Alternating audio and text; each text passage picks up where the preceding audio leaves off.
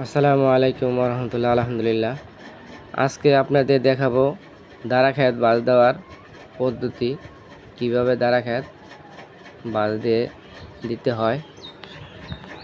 এই যে দেখেন,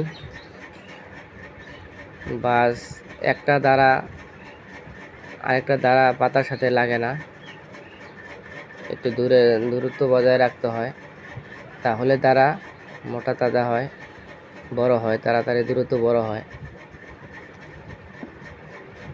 পুরাটাই দাঁড়া খেত। এই দেখেন, ঘন রাখলে আলো বাতাস পায় না, দ্রুত বড় হয় না। পাতলা রাখলে তাড়াতাড়ি বড় হয়।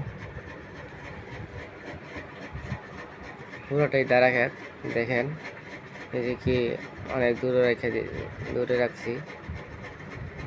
দাঁড়া খেতের বয়স প্রায় 17-18 দিন, তার মধ্যেই শাক বেচ দিয়েছি। দেখেন, এই যে অনেক দূরত্ব, আলো বাতাস পাইব, তাড়াতাড়ি দাঁড়া মোটা দাদা হইব। আলহামদুলিল্লাহ।